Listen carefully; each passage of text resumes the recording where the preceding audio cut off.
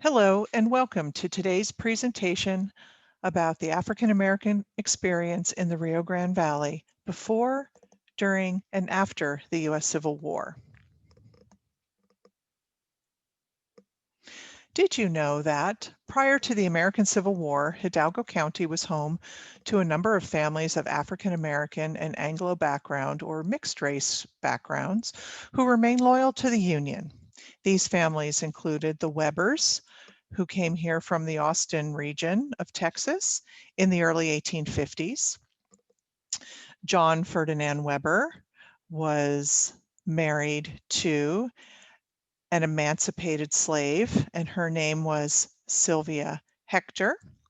And they arrived here in the early 1850s with 9 of their children, and they proceeded to have 2 more once they settled along the Rio Grande in what we know today as Donna and Alamo, Texas.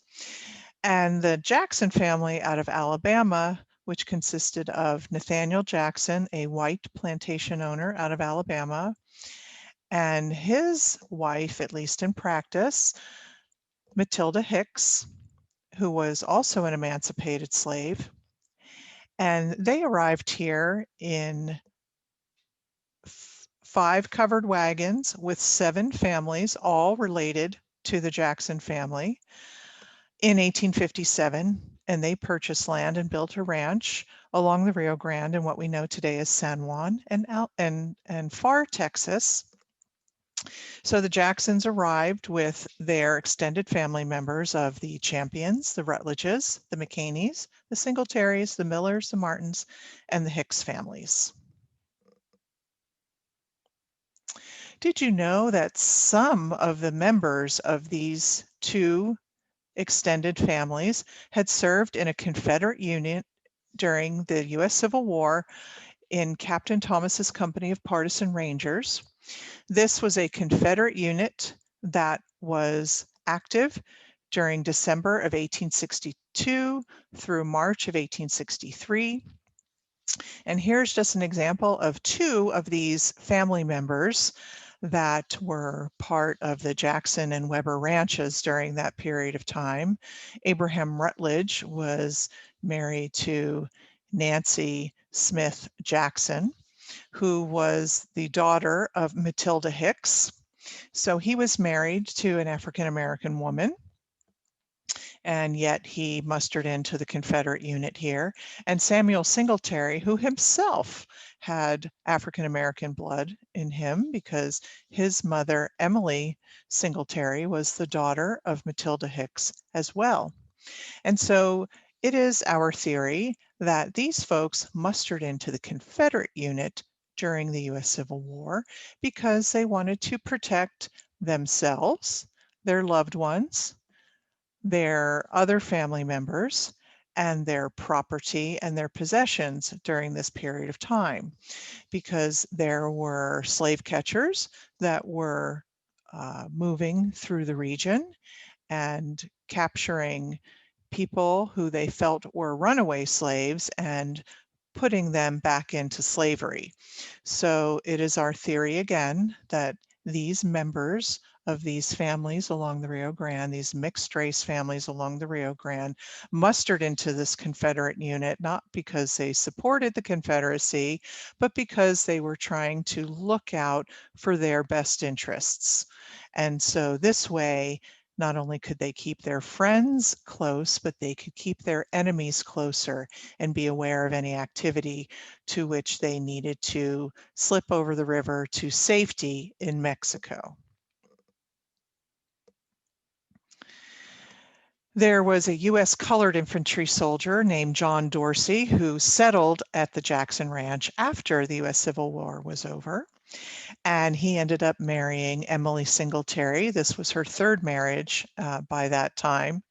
And here we have the U.S. Census in 1900 showing John Dorsey, born in 1854 from Kentucky as a Black man, was married to Emily, formerly Singletary, who was born in 1830, and she was from Alabama. Both are listed as B for Black in the census, and they were listed as M for married for 30 years.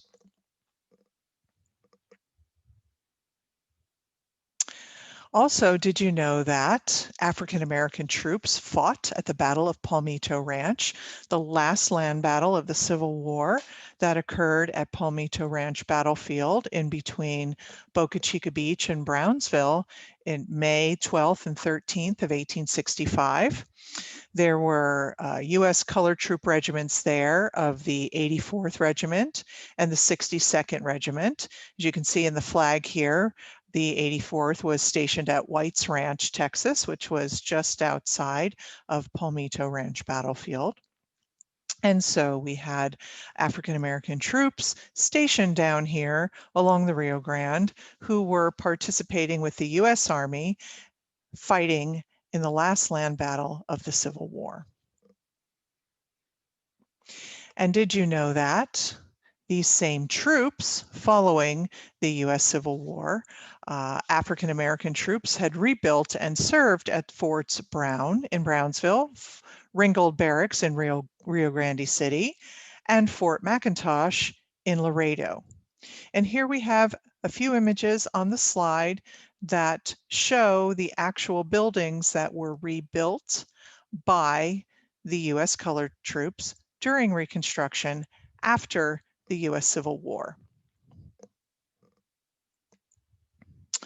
We'd also like to let you know that we've produced a few award-winning documentary films. And one is called Just a Ferry Ride to Freedom. It runs about 50 or 55 minutes. And the other one is A Letter from Roma. It runs about 9 or 10 minutes. And if you go to the UTRGV CHAPS YouTube site, following the links that are provided on this slide, you are welcome to watch and enjoy these two films. So that's it for our presentation today. We'd like to thank you for joining us. We hope you enjoyed it. If you'd like to learn more about the Rio Grande Valley Civil War Trail, you can go to our bilingual website at www.utrgv.edu/Civil War Trail. You can contact us at chaps@utrgv.edu if you'd like to get a copy of our 200-mile trail guide tourism brochure map, or call us at 956-665-8161 or 956-665-3231 to find out more information. Please like us on Facebook and follow us on Facebook so that you can keep up with events and presentations that we conduct throughout the region. Thank you.